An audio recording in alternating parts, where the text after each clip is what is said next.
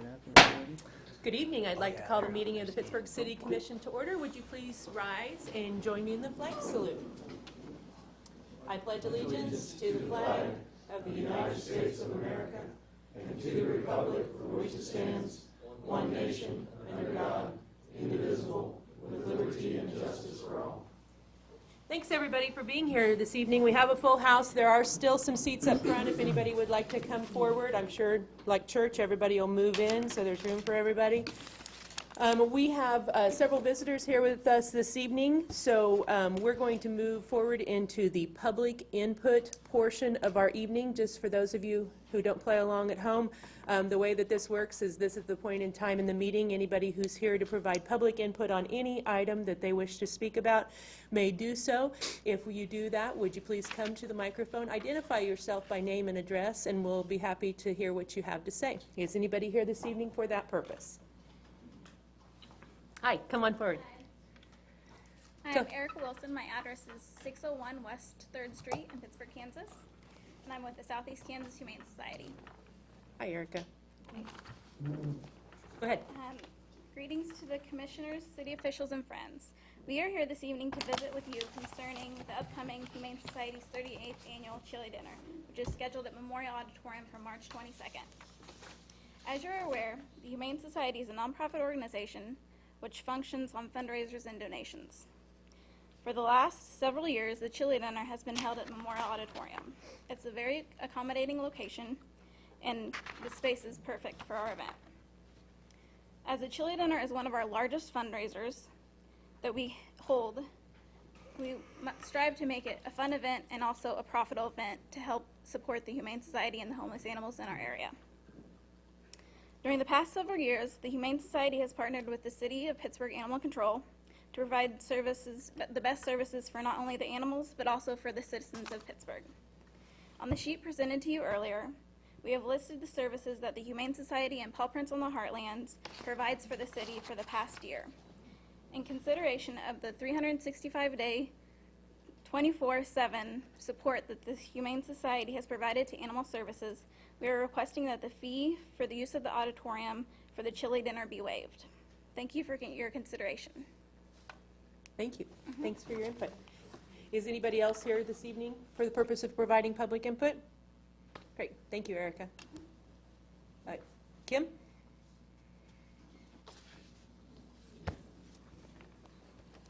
Kim Vogel, Director of Parks and Recreation. Yes. And I would just like to also speak about the event. First of all, I would like to thank the Humane Society for everything they do. They're a big part of our community, and so we're glad that they're here and the work that they do. In 2003, the City Commission voted to change the policy for nonprofit organizations to utilize the Memorial Auditorium one time a year for free. At that time, we were getting several requests that were very overwhelming to the auditorium and to the staff as far as utilizing the auditorium for nonprofits. At that time, they decided to put a fee in place for nonprofits, and currently the nonprofit rate without alcohol for an event is 40% less than an event with alcohol, or 40% less than an event of a regular patron. And an event with alcohol is 20% less than the regular rate. In 2014, we had roughly 40,000 rentals. We had $40,000 in rental revenue off of nonprofits and school events at the Memorial Auditorium. We had 59 dates last year with organizations utilizing Memorial Auditorium that were nonprofit, and 39 dates that were schools utilizing Memorial Auditorium not-for-profit. We still have the same expenses at the auditorium regardless of who is renting the facility. So there are, all the same expenses are still incurred with staff. While the amount of the Humane Society event may not seem like a large amount in the number that we do at the auditorium, we have to take into account that the overall big picture is that our nonprofits make up about over half of our rental income at Memorial Auditorium right now, and do amount for nearly 100 days of rental for us, which is 100 days that we have extra staff working and turning over the facility and cleaning and things like that. I believe that the past is one of the best predictors of the future, and we've already been down the road with nonprofits not paying to use the auditorium. And again, in 2003, they decided that we needed to start charging them something for the facility, and we've tried to keep that as minimal as we can. And I know since I've been in charge, and since 2010, we haven't raised the rates at all. So I think that we have a big snowball effect with other organizations coming in to ask for free events if we would approve this one. And certainly, again, I understand that the work that they do is important and that they do partner with us. Even with the Parks Department, they partner with us with the dog swim, and they help with the 4th of July dog show. So we do try to work with the Humane Society as best we can, but in this case, to give away a facility for free does have a direct impact on our staff. Thanks, Kim. Is there anybody else here this evening for providing public input on any topic? Hi. Hi. My name's Heidi Masasi, and I wasn't sure if I should come up now. Yes, please. Yes. But Where do you live, Heidi? I live at 311 Winwood Drive. Okay, thanks. Go ahead. I had, I think these should have got to you, some issues. I have some issues with rezoning, and so do you want me Yeah, for an to- item on the agenda later. Yes, you may speak now, please. Yeah, Okay. go ahead, thanks. Let us Well- know what you're thinking. Well, first of all, I just want to say that I'm here also with a group of neighbors from that neighborhood also. In this packet that I gave you, I think that I outlined for you what our objections are to beginning to have commercial property move into a block that is 100% residential. When I first got the letter saying that this, a notice that we should be discussing this, I went ahead and visited with friends who in the past had been city commissioners and people who had been on the zoning commission, and just said, okay, how does this work? What do I need to do? And I was told, well, usually if neighbors have a problem with a zoning change, then that's really weighs heavy on the zoning and planning commission. So I have submitted to you here on the second page of this a list of 12 different owners and a map of where they're at that have given written letters of opposition to this. And I just wanted to clarify that even though everyone isn't here, that was what we thought was the best way to handle it. We do have, like 4 of the people who are on there, they work right now. That one does a daycare, another goes to work at 3 o'clock. So just because they're not here, because I've been told that is, well, they really need to show up. People need to show up. If we don't see their faces, well, a mother who's single and has several children, she picks up her kids after school and she gets them to their events. And,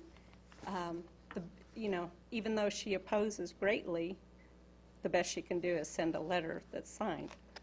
And Those letters in this packet? I have provided all those to Planning and zoning? Troy Graham. Okay. And he said that he had, Okay. I think, got those to you.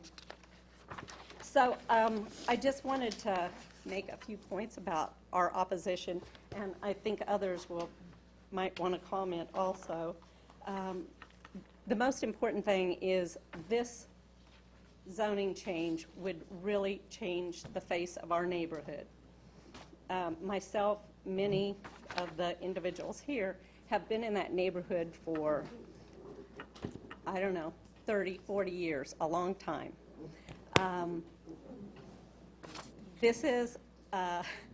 This neighborhood is like a gateway for children to make their way to the middle school. That's where they all cut off from and go through there. We think it will affect our property values to have commercial property move on to that.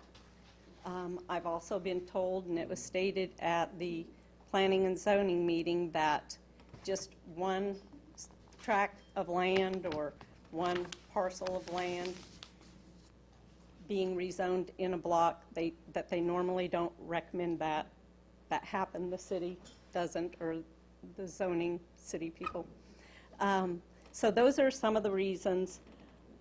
You know, this is a neighborhood, I know it's not a rich neighborhood, but these are working people. A lot are single parents with children. As I said, some have been there for many, many years, and we don't want a business moving any further into us. Some of the reasons that I put here that we oppose this is because we think it will affect our property values. One of the other reasons is we believe that when commercial property in that area was zoned as commercial, it was zoned because of grandfathering. You know, business were already there. Mr. Kunchek's business was already there, his family's business. And some people actually comment, you know, kind of off the record, it's probably not the best place for that, but they were already there, so they were grandfathered to be there. When he talks about the reason for his rezoning, he said it was to improve the neighborhood. And we, as neighbors, take issue with that because we can't see that that really is an improvement in a residential neighborhood.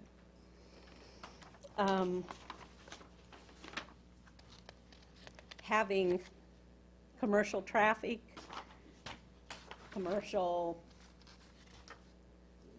businesses in a neighborhood where kids are always at, really, we don't think is moving towards the safety and health of our community to have that zoned that way. Do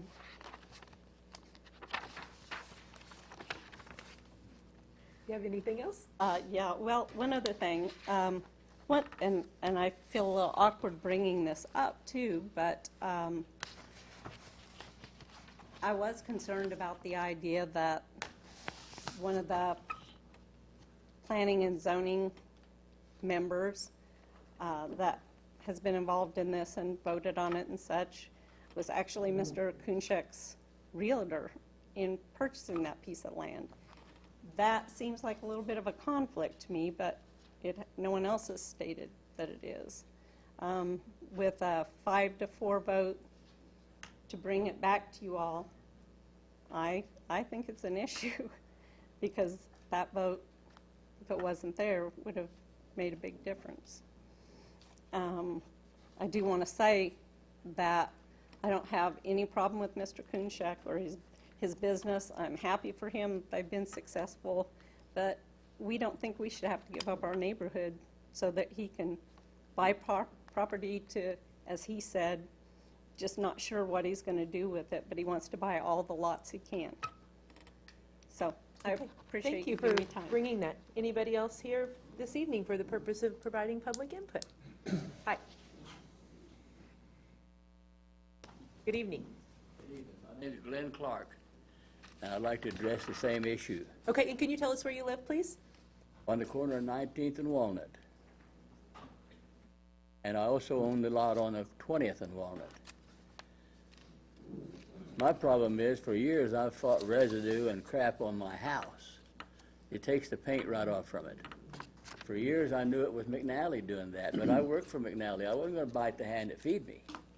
But they've been out of the business for a long time. Now all that dirt's coming from Kunchek and the city. They've got stockpiles of dirt down there just like he does, and they've got the asphalt plant down there, and when they've got it running, I've got it. So I just want to say, if he expands, this gets any worse, I'm going to go to the Environmental Protection Agency. I just want you to know I'm not threatening you, I'm promising. And that's all I got to say. Thanks for coming tonight. Anybody else here? Hi, welcome. My name is Carol Swigert. Squire? Swigert. Okay, thanks. And where do you live? I live at 318 West 19th. Okay, thanks. Hi. This home has been in my husband's family for probably over 50 years. My in-laws both died last March.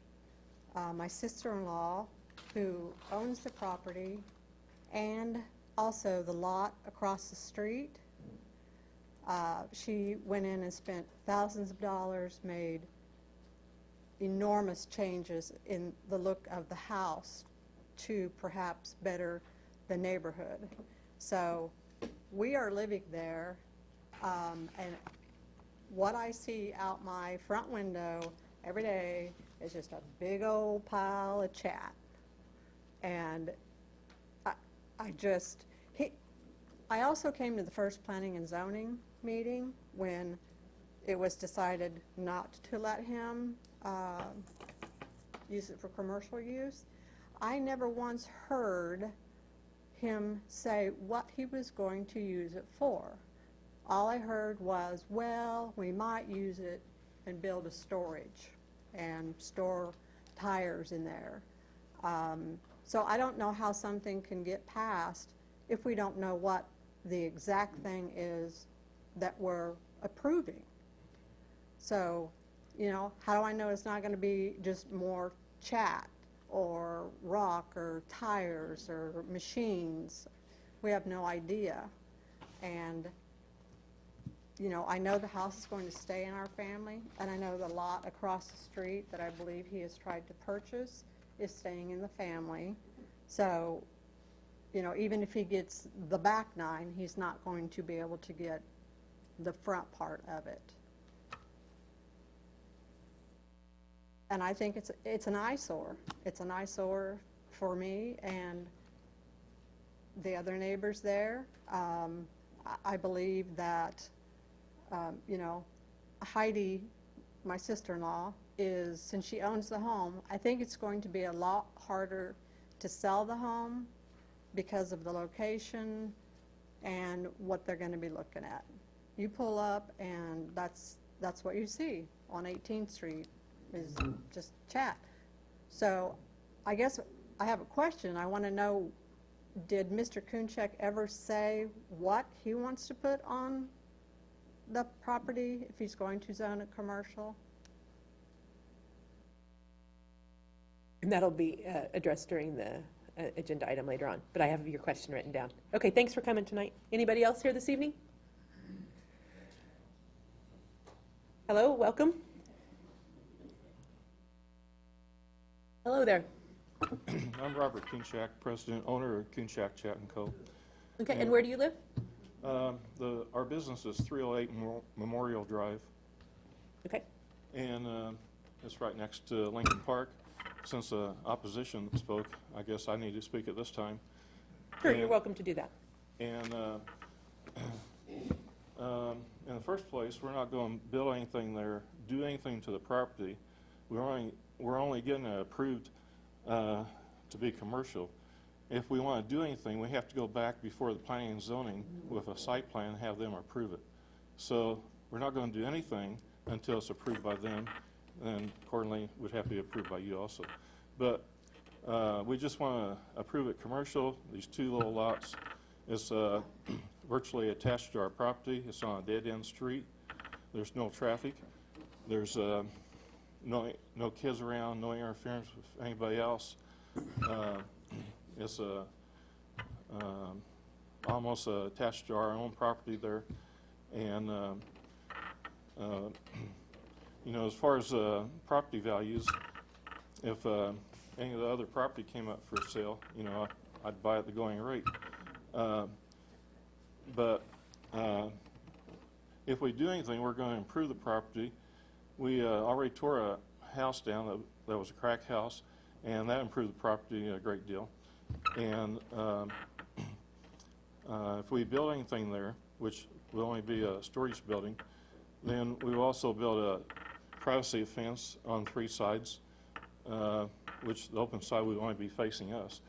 And so it would be a better view for everybody with a privacy fence and a nice building there, as opposed to a vacant lot or some you know, junk house. This has been approved twice by the planning and zoning on a 3-2 vote. It came to you, you sent it back to them because they needed 5 votes. They approved it 5-4. So now it's back to you. We'd like to have it approved so we can start with our site plan. Once we develop that, then we'll go back to planning and zoning to get that approved, and then we'll come back to you. So if anybody has any questions or concerns or comments about it, I'll be glad to entertain anything. We'll do that during our the agenda items later on, but thank you. Do you have anything else you want to at this All time? right, ma'am. Okay, thank you. Anybody else here? Hi, come on up. Good evening. Good evening. Thanks for having us. Sure. I'm Scott Kunchek. I'm the operations manager for Kunchek Chat and Coal at 308 Memorial Drive in Pittsburgh. Just a little background on us. We've been at that location since, I think, 1951. We started in 1945 when my grandpa got back from the war. In this past year, we bought the properties across from the center on Walnut Street and then the empty lots across the back of that block. Some people might say, why don't you just build a structure there?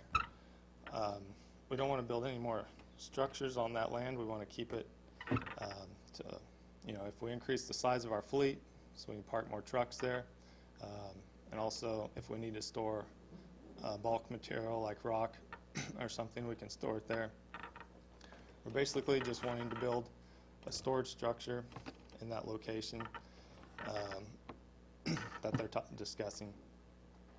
The area all around us, over where the golf course was, to my knowledge, that was also a brickyard, a coal mine, and a trash dump. So, this area's been industrial for years. We've been there for a long time. You have the city of Pittsburgh, you have CDL and the old McNally building, you have the center. So it's kind of an industrial area already. As far as the value of their land, we're willing to buy it at any time. So to me, the land's overvalued, if anything, because we're wanting to buy it. For some credibility for us, and you can say, well, they're just saying that, you don't know what they're going to do. Like I said, we recently purchased those buildings on Walnut Street. We've been approached by some college kids that were wanting to put a hookah bar in, and that's where you can smoke teas and tobacco and stuff. And they were willing to pay us up front, because we thought it seemed kind of shady. But we're right across the street from the center where a lot of community children are, and we just didn't think that needed to be in our neighborhood, so we turned it down. We could have easily been greedy and said, okay, go ahead, do what you got to do. But we're kind of selective on who our neighbors are and what we bring into the community. As far as traffic goes, there'd be no additional traffic because it'd just be for our existing company as it is. 18th Street is very seldom used by us anymore. We used to use it quite a bit, but we mainly use 15th Street now. We mainly come in from the bypass, although we do go out to Broadway from time to time. I guess that's the bulk of my spiel. If you have any more questions, we'd be pleased to answer them. Thank you. Thanks for coming tonight. Anybody else here? For the purpose of providing public input. Yes. Hi. My name's Morgan Peak, and I live at 319 West 19th Street, or 314, sorry, West 19th Street. 314. Thank you. I just wanted to make a couple points real quick. Okay. Mr. Kunchik just said there would be no increase of traffic. However, prior to that, he said that they wanted to be able to park more trucks there, and then that they also wanted to be able to put more rock there, which then increases dust. They are incredibly noisy as it is, especially early in the mornings, slamming their truck beds down or whatever it is that they're doing. That's what I'm figuring that they're doing. All it is it's going to just make it even worse. We do have kids. The elder Mr. Kunchik said that there are no children there. There are on our side, and then as his son pointed out, there is the center there. So there are children around, and increased dust, that's not, I don't know, that's a concern for me, plus the increased traffic. And that's all I have to say. Thanks for coming. Anybody else here this evening for providing public input on any topic? Nope. Okay. All right, we'll move on to the consent Monica, agenda. before you close the public input, I'd like to address the Humane Society issue. I know we'll be talking about the zoning later in the, I'm sorry, I'm hearing conversation. I'm having a hard time that, since we all are mic'd, it's really hard. The sound picks up for folks at home. So if the audience could please keep their conversations down. Chuck? but I would like to address the Humane Society's request. I know there'll be time for the zoning later in the agenda, but this is the only opportunity we have for comment on their request. I look at the figures that they provided us, and they do a good service for the city, and matter of fact, save us quite a bit of revenue if they weren't there to do that. So I would like to make a motion tonight that we waive that fee for their annual chili feed. We have a motion on the floor. Is there a second to that motion? Seeing none, the motion dies for lack of second. Is there an opportunity for us, based on the information provided, to research if there are other options based on the animal control relationship that is listed in here? Is that something that can be researched further? It looks like. Oh, with the- absolutely. We can do anything. I mean, another location for the chili feed or some other way to? No, we're specifically about the bottom part of what they provided, the relationship with animal control. Is there any way that we can look at that relationship and see if there's anything that we can do to be a partner with Absolutely, yeah. We'll do. these folks, because obviously they are a partner, and if there's something we can do for them in kind or something, it's not an answer to this particular request, but it is obvious that they're great partners with us, as are all the nonprofits that use Memorial, but this is very specific to one particular function, and they appear to be the only ones providing that function. Even just a little research on the next meeting when we come back, Sure. just some general information. Okay. Mayor, before you move on, there is a bullet under public input. I noticed Paul didn't stand Oh, up. I'm very sorry. I was going I to, think yes, he wants sorry. to- Paul Zagorski, thank you for being patient, Dr. Zagorski. I almost missed you. No problem. I'm here, Tell us who you are and where you live. it's 1912 South Locust. Thanks. I'm here to ask the city to give us approval to explore a sister city relationship with Encarnacion, Paraguay.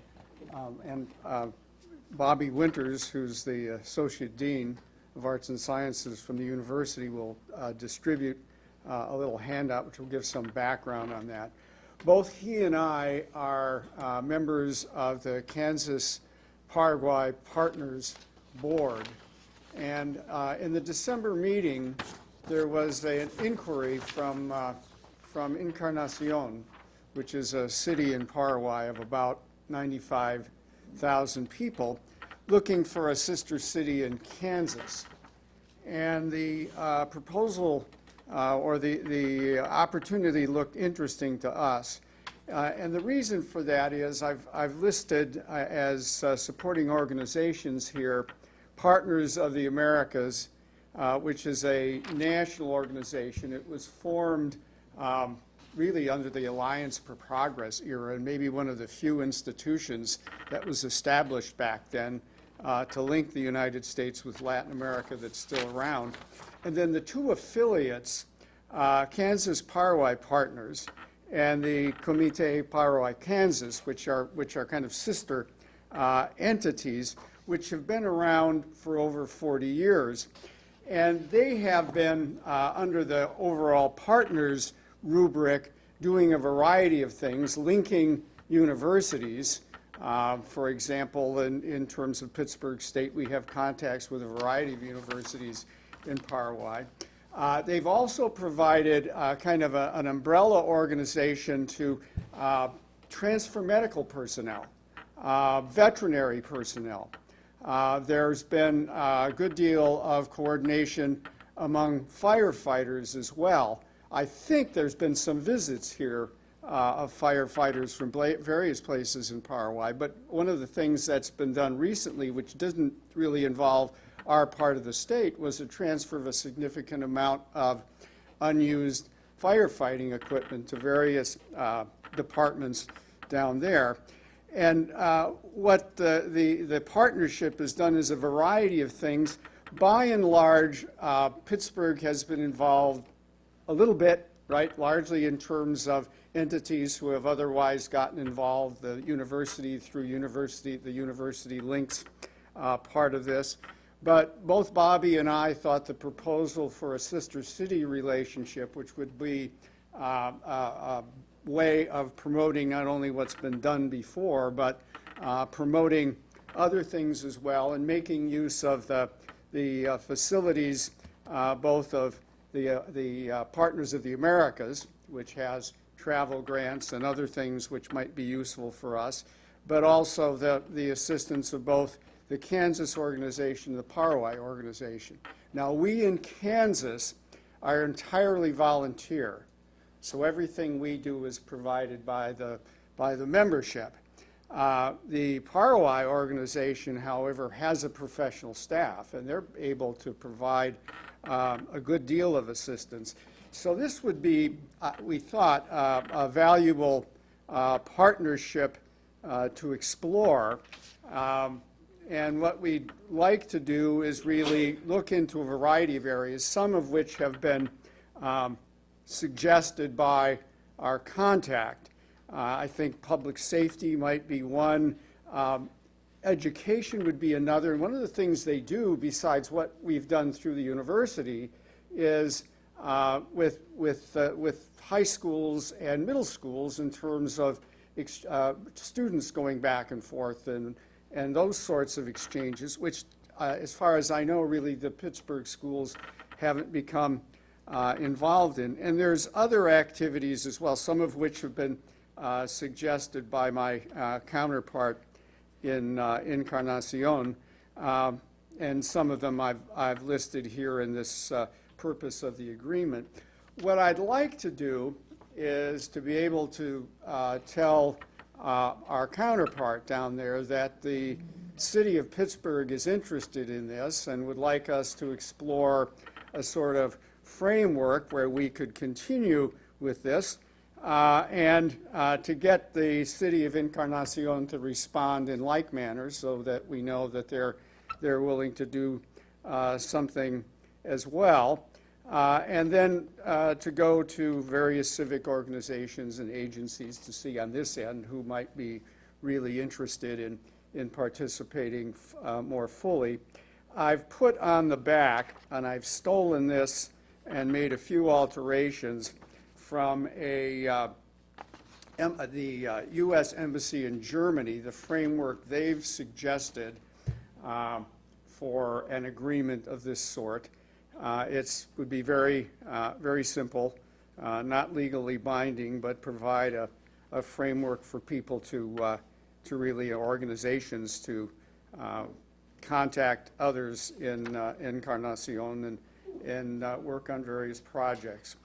So what I've given you a little bit of a background of the country and the area. The reason that Kansas and Paraguay were set up as partners, and it is a formal arrangement. For example, there's a state arrangement whereby a certain number of students from Paraguay come to Kansas state institutions and pay in-state tuition, and that's been on the books for a couple of decades, and that's been done under this as well. So we would hope to follow up on things such as that. Okay, I think that's really all that I would have to tell you. I'd be happy to answer any questions you might have. Do we want to discuss this during non-agenda, or what's your, Yeah, that's fine. is that okay? All right, okay, thank you very much. Anybody else here this evening for the purpose of providing public input on any topic? One more chance. Okay, all right, thank you, and I apologize for skipping over you earlier. We're moving on to the consent agenda. We have a request for item C to be removed and put under consider the following. Are there any other things we need to take out of consent? I move to approve of the exception of C. Thank you. Thank you. Roll call vote. Gray. Aye. Ketterman. Aye. Monsell. Aye. Vernon. Aye. O'Brien. Aye. Thank you. Okay, we'll move on to public hearing. Or are we going to go, you want to go ahead and do C? Item C, the reason we asked that to be removed, again, this is an agreement with the South Kansas and Oklahoma Railroad. Mr. Gray is employed there, so we asked it to be removed so he could refrain from voting on that. And We can go ahead and handle that now then. Okay, is there, Michael, you have anything you need to say? No comment. Abstaining. Okay. Is there a motion to approve item C of the consent agenda? I'll make a motion. Okay, I heard Chuck and then Patrick. All those in favor I'll indicate by second. saying aye. Aye. Opposed, same sign. Thank you. Thanks, Bill. Thanks. Public hearing, request to vacate. The city of Pittsburgh advertised for public hearings on Tuesday, March 10, 2015, to the city commission meeting commencing at 5:30 p.m. for the purpose of vacating a portion of the unimproved east-west alley located in the 100 block of East Quincy, described as, and there's a big long description there. And this evening, we're approving or disapproving request. Troy? Commission. This was taken to the February 23rd Planning and Zoning Commission meeting. At that meeting, the Planning and Zoning Commission reviewed it. We notified all the property owners within 200 feet of this alley. We also notified all the local utilities. Roger Heckert had approached the city about wanting to vacate this portion of the alley. He was wanting to extend his building out.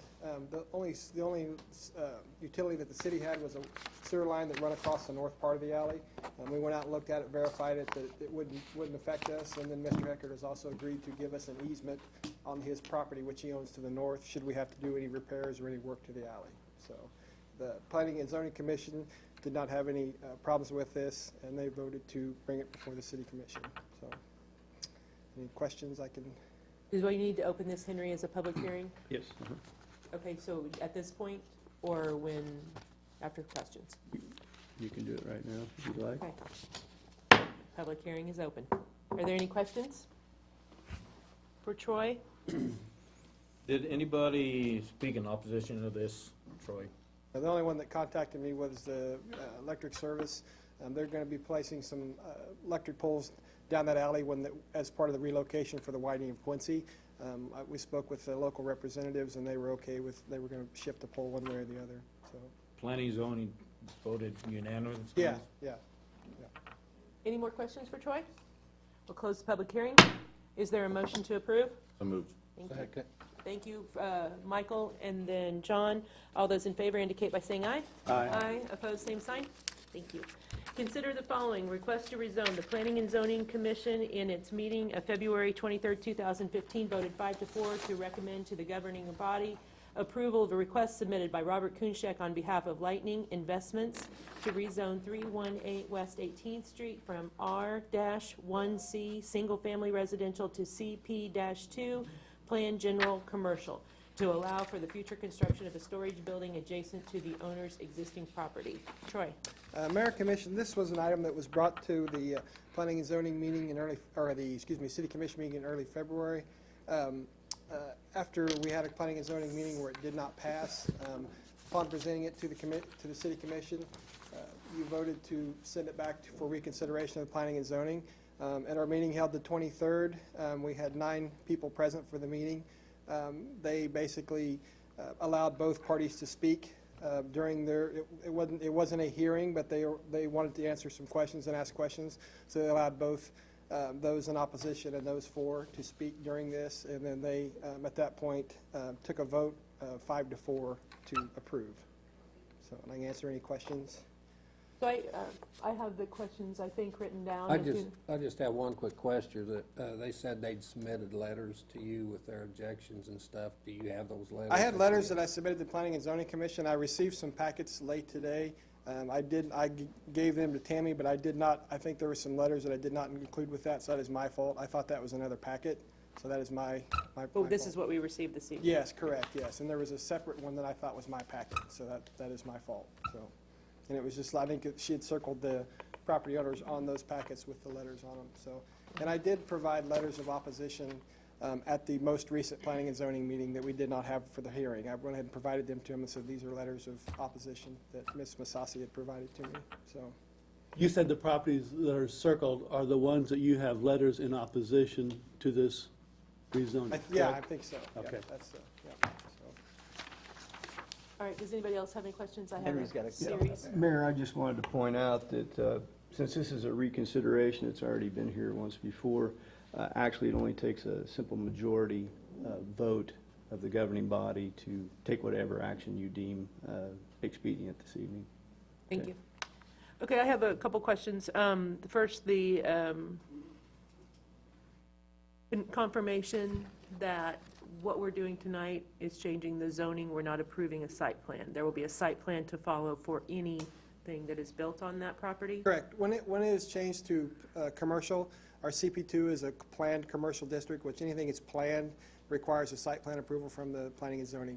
It does not require city commission approval, which is with any site plan. The city commission, or the planning and zoning commission goes through, looks at a checklist of all the items that are in our zoning manual that they have to meet. One of these with a commercial property is he will be required to put a fence around the property because it abuts residential property. And then they will also look at what is being placed there, in other words, so. But it does not approve city commission No, ma'am. approval is not required, but P and Z require. Correct. Correct, yeah. Approval is, okay. And the fencing requirements are what? It has to have a fence that abuts any residential property. So the property to the east of it will be required to be fenced, the property, the north side of it, and then also the west side, even though it's our golf course, it's still zoned residential, so they'll have to put a fence on 3 sides of it, basically. So the only part that will face that doesn't have a fence will be the commercial property to the And south. how tall is this fence? What's that? How tall is this fence? It just depends, I Just think our depends on what? I think our minimum in our zoning ordinance is 6 foot, so. Does it have to be like a wood fence, or could it be like a tree line, or? It has to be something that blocks out what's inside. So it can be a wooden fence, or it can be a chain link fence with, the approved, the slats in it to keep it from being visible. So. And that's all in the regulations? Yeah. In the guidelines? Or what are they, regulations or guidelines? It's our zoning regulation, which is an ordinance that was passed, so. And this fence will only block the view of what's on the property. It won't cut down the dust or the noise. No, From the no, it's just like I said, it's for aesthetics, for looking Sure. there. Well, the main reason we do it is because for headlights. If it's a restaurant or something, you may have people there at 10 o'clock at night, so we don't want headlights shining through to the residential properties. So, I had a question about the use and the proposed use or the planned use at this point. I think that was answered. We had the dust question. Oh, there wasn't a question, it was a statement. Look, one moment, please. Privacy fence. While you're looking, I got one Okay, go follow-up. ahead. You probably have the same In ones terms I of the do. approval for the site plan, if construction is to be done, just to clarify for my own purposes, there will be no approval needed if they are to park trucks or to store product there. once they start using the property as a commercial use, then we will require them to put a fence up. We will require them to, as in a much pave the area so it cuts down the dust, that kind of thing. So where they are now, it's kind of like I said, it's been there so long that I don't think it's one of those where it's kind of grandfathered in, but anything new that they would put on there, they'll need to, like I said, pave it to keep the dust down to a minimum. It's once it starts becoming a commercial use, if we rezone it and it sits there blank for 10 years, then there's nothing done. But if they want to start parking trucks on it or start doing work on it, then they'd have to come back with a site plan and then Okay. to be approved. So any true commercial use of the property then requires the Planning and Zoning Commission Yeah, to they'd have to be a site reevaluate plan. it further. Yeah. They can do, simple, like install a fence and so forth. The staff can look at that and, look for approval on that, to make sure they're meeting our fencing guidelines and so forth. But any kind of structure or commercial use they would have to have, so. Go ahead. Did you have more? That was it at this Patrick? time. I have a comment, and when this came before us previously, and it was defeated by P&Z, and we all sent it back to P&Z. I think I did it at least with the idea that it would be approved. Since that time, I have gone out, driven the neighborhood, seen what it's like, and I understand that it's not an affluent neighborhood. but it's a neighborhood that people live in and enjoy being there, and some have been there for a long time. I changed my opinion on how I was going to vote on this because of that. Not because I don't respect the Kunchaks, Scott and his father. They operate a terrific business that we as a city appreciate. However, I hate to see one plot of land rezoned commercial when the rest of the neighborhood is residential. And I think these people have been here for a long time, and they have a right to a residential neighborhood and not a business neighborhood. And that's really how I've rethought it after going out and going through it.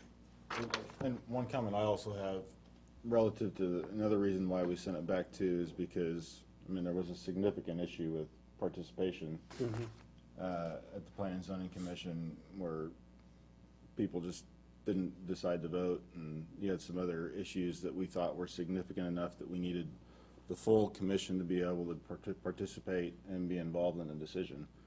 Was another reason I think that we had talked about at that time. So I wanted to point that out as well, was another reason we had sent it back. You know, one other issue that I have, and I don't know whether it's Ms. Masasi brought it up about the realtor who handled the sale, serving on the planning and zoning. When was the sale of the property? I couldn't tell you. I mean, when it was coming for rezoning, we verify the current ownership. But I mean, I couldn't tell you when the demolition permit was done. I don't know. Could I address that issue with you guys? I'd like to. I think it's a procedural issue that you need to be aware of in this proceeding. It really should have come during public input, but This is more of a procedural issue, I think, as part of the determination. It's not really a public input issue. It's an issue of the decision that P&Z is presenting to you at this point. Sure. Sure. Come forward and identify yourself, please. Mark Warner, I'm attorney at law at 201 South Broadway, Pittsburgh, Suite C. And I represent Heidi Masasi in this proceeding. It came to our attention today, and that's why we weren't able to give you more information about this. But the information is that the buyer's agent in the transaction for the acquisition of this property that closed on October 31st, 2014 for Lightning Creek Investments, that's Mr. Kunchak, was Tim Kundiger, who's the chairman of Planning and Zoning. Can you say the date again? October 31st, 2014. And our understanding is that the application for the change in zoning was filed mid-December 2014. We think, and this was never disclosed, I was at both Planning and Zoning hearings when this was taken up in January and February, was never disclosed that Mr. Kundiger was involved as the buyer's agent in this transaction. He participated in the discussions. He moved, I believe, in both instances, or was seconded in both instances, for the motion to approve. Consider this, if it was an 8-1 vote, it would not have made any difference. It was a 5-4 vote finally. If he had not voted, this would have been a denial of the change in zoning, and you would have had a completely different outcome. I think it's significant that you take this procedural issue into consideration as part of your determination. I think it should have been disclosed at the very least, and I think he should have not participated in the discussion or the voting in a clear conflict of interest in this situation. It was too close to the whole transaction. It's my opinion, but I think it's something that you should take into consideration. Thanks for the background. Thank you, Mark. I have a few comments I'd like to make. We never heard from the opposition the first time. I mean, they went to planning and zoning, and it was denied, I guess. That's why it came to us, and we sent it back. And just like Mark just said, it passed by the narrow amount. But it says something to me when a group of neighbors come to a commission meeting and speak in opposition of changing their neighborhood. That's what the whole part of public input's about. I commend them for that. I have nothing against Mr. Kunchak or his son, but I know I live in a neighborhood that's not the best either, and I wouldn't want to look at trucks or rock piles when I look out my front door, so. Got anything, John?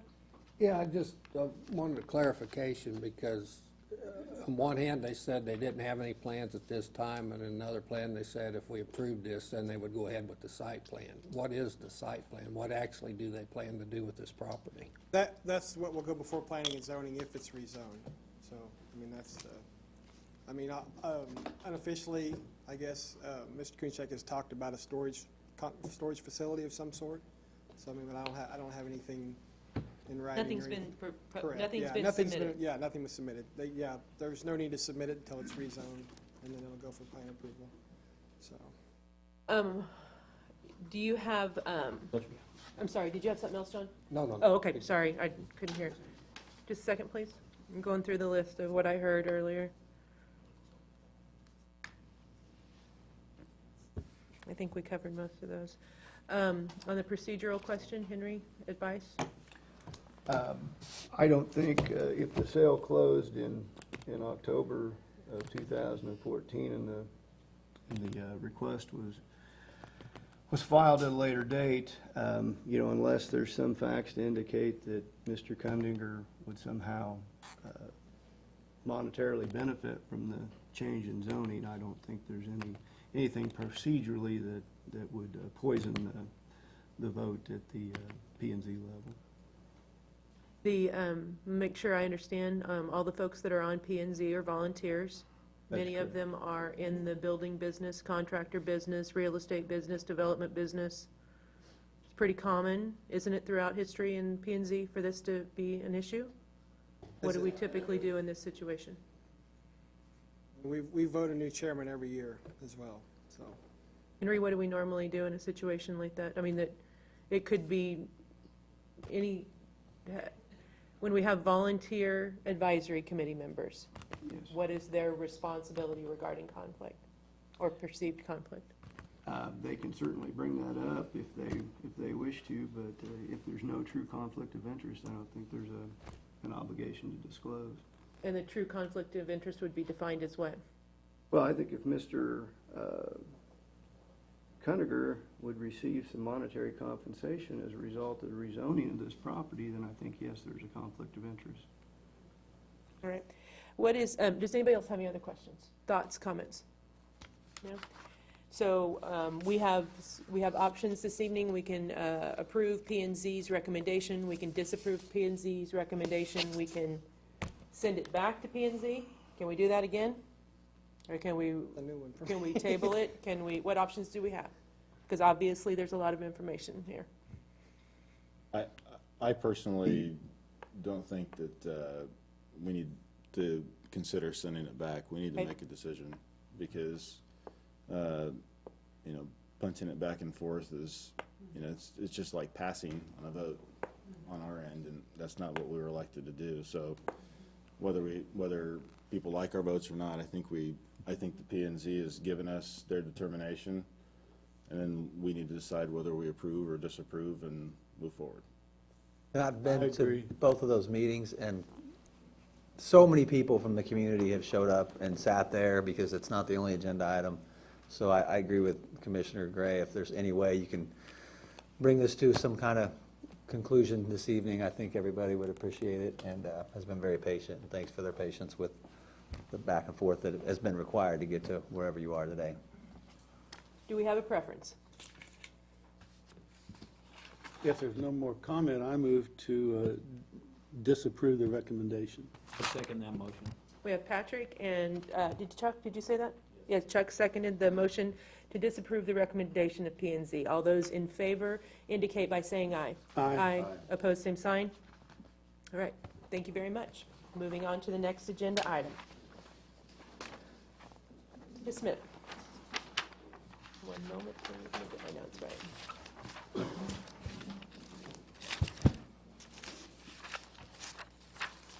Item B, request to rezone. The Planning and Zoning Commission in its meeting of February 23rd, 2015 voted unanimously to recommend governing body approval of a request submitted by Small Arrow Engineering on behalf of Summerscape LLC to rezone 2601 Springdale from RP3 Planned Medium Density Residential to RP4 Planned Apartment House District to allow for the future construction of a micro-efficiency apartment building. Troy.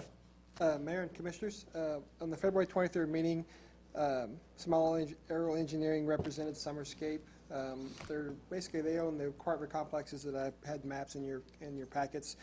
It's on Springdale Street, which is south of Centennial, just east of the hospital.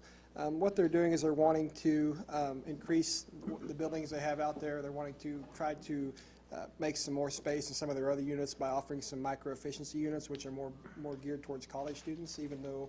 What's micro-efficiency mean? It's just smaller, more of a studio apartment type thing. So, in doing that, the way it's laid out there, their coverage for the lot would go against our zoning. So it's kind of a apartment complex area right now. So we met with them and discussed it. They made the suggestion maybe we should rezone it to like an RP4, which is more of an apartment type setting. So we took it before planning and zoning, and they made the motion to approve it. So. Okay. Is there any discussion? Any questions for Troy on this item?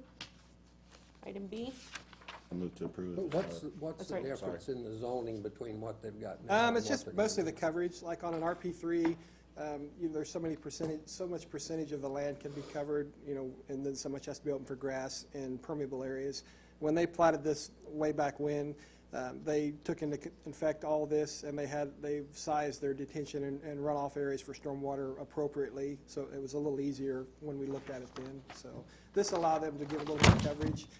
To meet some of these, they've increased their parking areas. They've also put in areas for bikes and walking paths and so forth to kind of mitigate some of this. So, we had a motion. Any more questions? No. Okay, Michael made a motion. Is there a second? Chuck? Is that you? John. Sorry, I don't know why I'm not distinguishing voices tonight. We have a motion and a second to approve. All those in favor indicate by saying aye. Aye. Opposed, same sign. All right, replat of Riddle Woods Addition. The Planning and Zoning Commission in its meeting of February 23 voted unanimously to recommend the governing body approval of the replat of Riddle Woods Addition located near the 500 block of South Smelter. Troy? Mayor and Commission, in your packet there is basically a copy of the plat. Originally this area was platted and it had 4 lots in it, and it was served by Smelter Street. The applicant originally come to us wanting to vacate Smelter Street. If they vacate Smelter Street, then those lots that are in there are non-conforming because there's no street frontage. So we went back in discussions with them, and they basically decided to replat the whole area to one big lot. And by doing this, they've got property that's outside of this on the kind of the very southeast corner that they can add into this as well. So the replatting the area it makes it one big lot, makes it more of a conforming use. So. Any questions for Troy? Move to approve. Thank you. Thank you. All those in favor indicate by saying aye. Aye. Opposed, same sign. Silver Creek, thanks Troy, Silver Creek Medical Reimbursement Solutions Expansion Project. Consider the recommendation of the Economic Development Advisory Committee, EDAC, to allocate $30,000 from the revolving loan fund to assist Silver Creek Medical Reimbursement Solutions with the infrastructure improvements needed for the company to relocate to 2400 North Broadway, with the allocation to be structured as a loan with forgiveness if Silver Creek Medical Reimbursement Solutions creates 5 new jobs in the next 2 years and 10 total new jobs within 5 years. Blake, welcome. Madam Mayor, members of the Commission. This is a project involving Silver Creek Medical Reimbursement Solutions. It's a medical billing company that was founded in 2007 by Rebecca Light, who is here with us tonight, as well as Doug Van Beesler. Since 2007, the company has grown to become one of the region's largest medical billing companies, both in Pittsburgh and also in Joplin. They serve 4 surrounding states. They've grown to 28 employees, and they have an opportunity to grow even further, but that necessitates a move to a more ideal layout, more space. They've identified a building at 2400 North Broadway, which was formerly CP Communications. It's been vacant for the last several months. So they've identified that as a building that would be suitable for them to grow into and allow them to continue to create jobs. So Ms. Light came to the EDAC and requested any assistance that the city could provide. Overall, this is about a $600,000 project. So the EDAC considered her request and determined that $30,000 would be a suitable allotment from the revolving loan fund to help with this project. $30,000 mainly because a couple of points that the EDAC took into account. This is an existing business that's been in our community for several years. They're growing, they're creating new jobs, they're creating the types of jobs that we're looking for. Our Imagine Pittsburgh 2030 plan really encouraged us to go after more jobs in the medical field because we're growing our role as a regional medical hub, and this certainly would fit that. So the recommendation from EDAC was for $30,000, and even though we've tried to make a conscious effort to get away from the forgivable loans, or quite so many of them, the EDAC did feel like it was important to keep that jobs hook, because that was one of the big reasons for making the recommendation. So the way this would be set up would be a forgivable loan that after 2 years, we would see if the company had created 5 new jobs. If so, half of it would be forgiven. And by year 5, if the company had created 10 total new jobs, the remaining half would be forgiven. So Ms. Light, Mr. Van Beesler could answer any questions about the company itself. I could answer any questions about the proposal we're making to you, but we'll answer those questions at this time. Any questions for Blake? Yeah, I do. What would the wages be for them 5 new jobs or the 10 new jobs, average? I will defer to Ms. Hi, Light. Rebecca. Would you like to come forward? If you'll stand right up there, we can hear you on the mics. Okay. Thanks. Good evening. Rebecca Light. You don't have to tell us where you live during this portion, so go ahead. Thank you. Appreciate that. But thanks for following the rules. Okay, can you tell us more about the wages of the Sure. positions? It depends on the position, really. Our starting wages typically are $10 an hour for someone that has no experience. A position of someone that does have experience in medical billing can be closer to about $12 an hour. Certified coders can be anywhere from $14 to $16 an hour. Thank you. Okay, thanks. Any more questions for Rebecca? Are these all be full-time positions? Yes, the majority of our positions right now, out of the positions we have, only 3 are part-time. We do have some, we employ a lot of females, so we do have flexible schedules to meet their needs for childcare and whatnot. So we do have people that come in at 7, we have people that come in at 8:30, so we do have a lot of flexibility that's very helpful to that set of employees that we do seek out. How many employees do you have, Rebecca? We have 26 right now. We started when I started the company, my plan was to have about 5, and it just took off, and I thought I would have a small little business, and we don't do any marketing. People call us. We get calls about once a month for somebody needing our services. Any more questions for Rebecca or Blake? I move to approve. Thank you. I second it. We'll let Patrick do this one. You got the last Oh, one. okay. Okay, all Oh, those sorry. in favor indicate by saying aye. Aye. Opposed, same sign. Thanks for being here. Thank you, Blake. Next item, La Quinta Inn Infrastructure Enhancement. Consider the recommendation of the Economic Development Advisory Committee to allocate up to $100,000 from the revolving loan fund sewer improvements and half of the sidewalk improvements for the La Quinta Inn to be constructed at the corner of Centennial and Broadway. Blake. Thank you again, Mayor. As you all know, this is a project we've been working on for over 3 years. We're proud to have it at this point that we're talking site plans and infrastructure improvements. This is related to the proposed new La Quinta Inn, which would be a 72-room, $77.2 million project at Centennial and Broadway Streets. The EDAC entertained a request from the La Quinta developers to help with infrastructure related to that site. The old Econo Lodge Hotel was located directly on a sewer line, and that's not an ideal situation. So what we are proposing to do is use revolving loan funds to redirect and relocate the sewer line so that the building itself isn't right on top of it.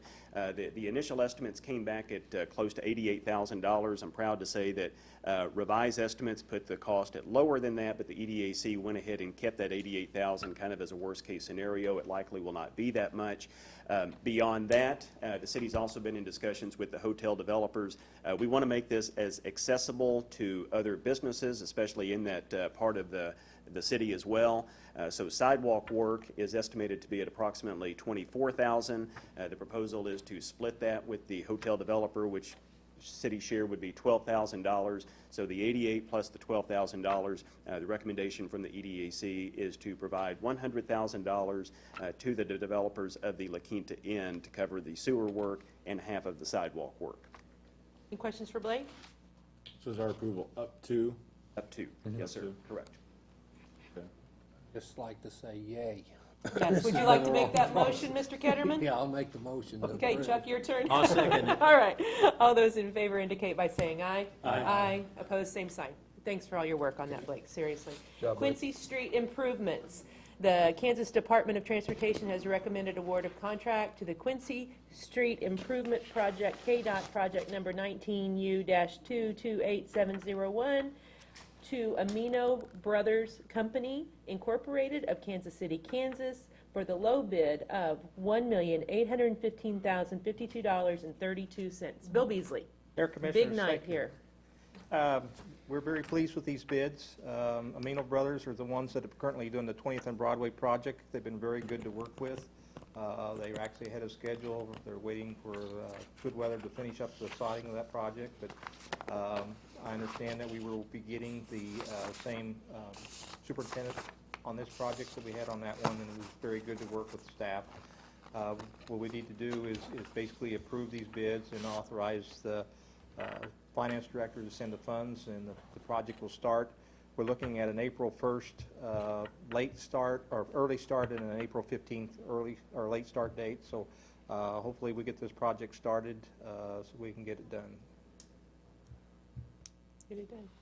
Can you clarify what authorize the finance director to send the funds means? We But, don't pay all of it up since front, this is do we? a KDOT project, they handle all the financing. We pay our percentage of the 20%. KDOT? To KDOT, and then they disperse the funds, so they do all the construction management on this project, and so we're out of it. So Isn't that a kicker? What happens on that bill if it comes back in and it actually takes more than what is projected? Do we they have will to pay our additional share? at the end of the project. What they'll do is they'll settle up with us. If there's less, then they'll refund money. If there's more, then they'll ask for additional funds. I think they put a little bit of a cushion in there, you know, but they're always pretty close. So, What's the number of days to complete this project, Bill? 155 days. When does that start? April 15th will be the late start date. More questions for Bill? Their motion to approve. Move to approve. Thank you. Second? Summer? Second. Thank you, Patrick. All those in favor indicate by saying aye. Aye. Opposed, same sign. Bill, can you hold on 1 minute? We're going to move on to non-agenda items, and I'm going to mess things around a little bit. We just passed a huge deal, but today is a huge deal, I understand, from the city manager. Under non-agenda reports and requests, would you like to share with us what today is? Today is Bill Beasley's 40th anniversary of his work. So At the city of 40 Pittsburgh. years ago, he started here.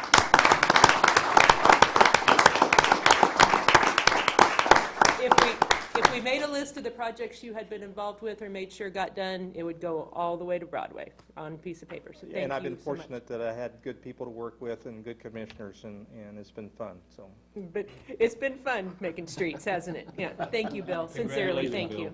Thank you. And I'm going to go ahead on the non-agenda items, and I'm going to ask back to Dr. Winters and Dr. Zagorski's request at the beginning.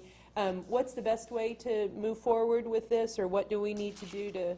I think the best thing is for you, if you want to move forward, just give your blessing overall, and then I will continue to work with both doctors and. Don't need a motion or anything to do this. I don't think we're. Is there consensus Do you have that an, this you have is an something agreement? we'd like to I think it research? would be kind But of it's not. Absolutely. Absolutely. Okay, so we're full consensus. This is absolutely Okay. something we'd like to move forward with.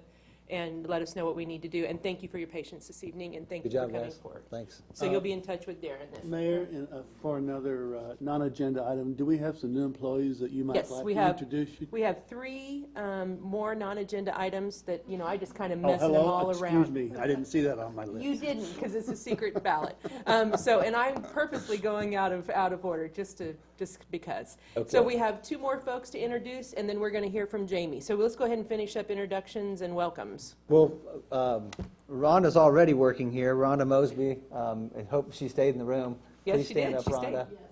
She is our new HR director. I have 8 days. Yeah. Unlike Bill. Yes. You haven't left yet, huh? That's good.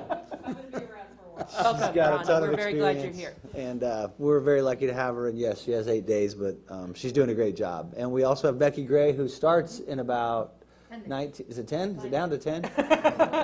Becky will be our housing and community development director. Her resume is unbelievable as well, and we have upgraded significantly in that position, making it a director position and giving housing the attention I think that it needs, and that we asked Troy to limp along with and do his other job for 9 months. So we finally got a position where the budget's in a situation and it's pressing enough that we can get somebody like Becky here, and we have her, and But life welcome is to good at both the city. Becky and Rhonda. Look forward to having you at all of our meetings. And then we have Jamie has some great news for us, I believe. We have the Director of Finance, Jamie Clarkson, provide the bi-monthly budget report for the period ending February 28, 2015. Good evening, Mayor and Commissioners. I hope my report's not fuzzy like it was last time. We've got a nice copy in front of us. Thank you.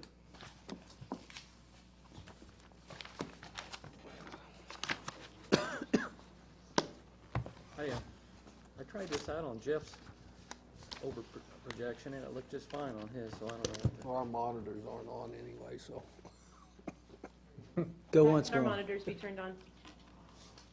I got copies if you want copies. Hey, Pat, can our monitors be turned on, please? Okay, go ahead, Jamie. We'll figure it out. This is a bi-monthly budget recap for a period through February 28th of this year, which is 2 months. Approximately just under 17% of the year is passed physically or fiscally. Everything's pretty much looking good so far, but it's early in the year. It's just 2 months. A couple things that I want to bring to your attention is, like, if you look at the public utilities, it's the year-to-date net is in the red, like $156,000, but that's just because I had debt payments that were due at the end of February for March, which kind of skews your expenditures, because I have debt payments due twice a year, so when you have one, it really spikes up there. So, good news is sales tax is up 10%. Would you repeat that? Sales tax is up 10%. You said 10, right? 10%, double Thank digits. you. Okay. It's the first time, to my knowledge, we've ever been double digits. And you would know. From January to February of 2015 compared to January, February of 2014. So I'm hoping that trend stays up. Section 8 housing was subsidized a little over $12,000 so far for this year, but that's a known factor, and we budget for that. So. Jamie, can we go back to the sales tax? Sure. Is there any way for us to know what's generating that from what part of our economy? Darren, City Manager Darren, he sent out some feelers with other cities in the state to see what their sales taxes were, and they're kind of all over the place, but I don't think anybody had as high as we did, if I recall. No, that's not really the question I'm asking. Which Is one? it coming from restaurants, Oh, okay. retail, car sales? All I can do is speculate.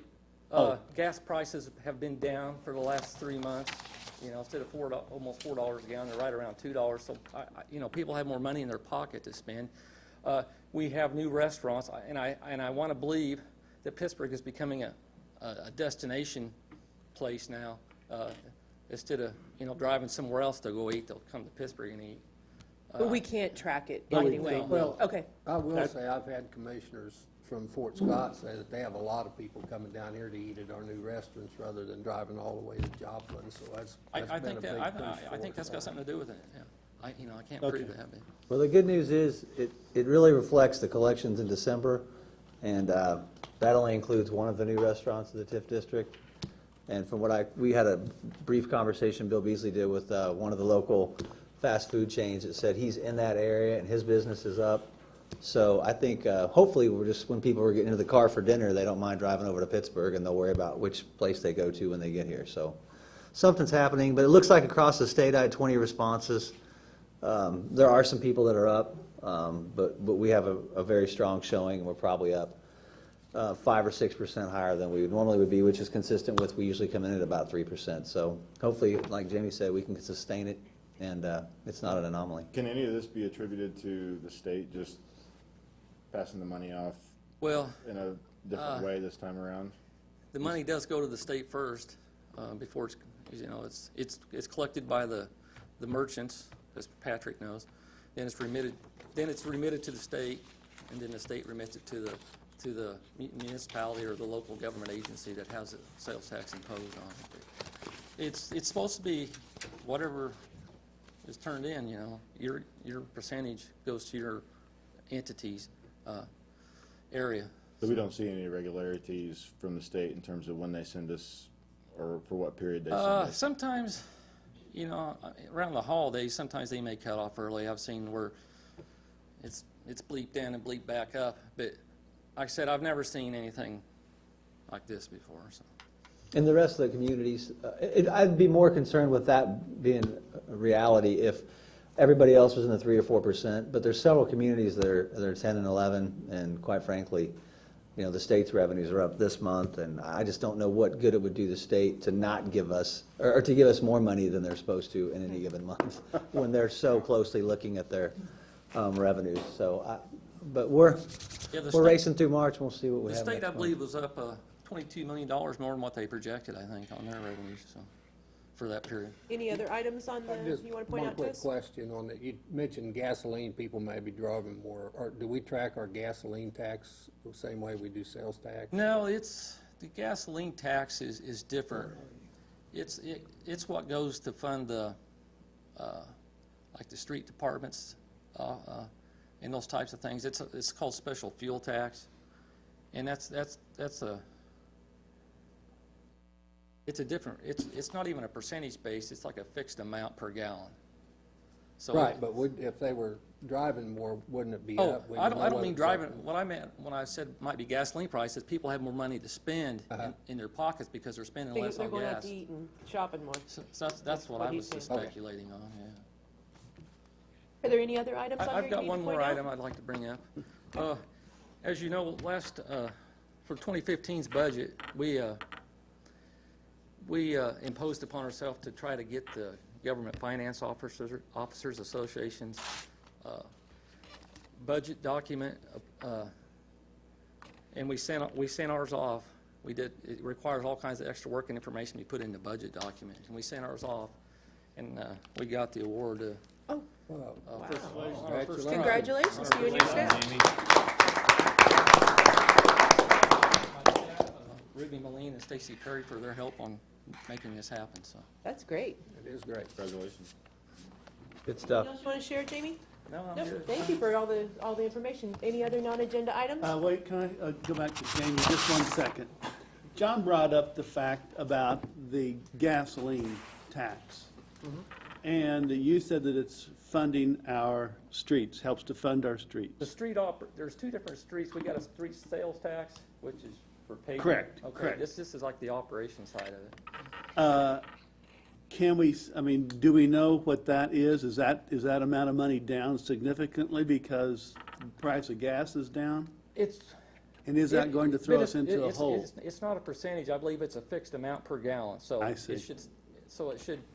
It should be steady. But okay. another thing on that is we don't get the money monthly on that. It only comes quarterly. So I won't know until April when I get the first quarters of 2015 if it's up or down yet. Okay. So. Thank you. Thanks, Jamie. Any other non-agenda items? If there is none, is there a motion to adjourn? So moved. Thank you. John, you want to do second on that one? Okay. All those in favor indicate by saying aye. Aye. Opposed, same sign. We're adjourned.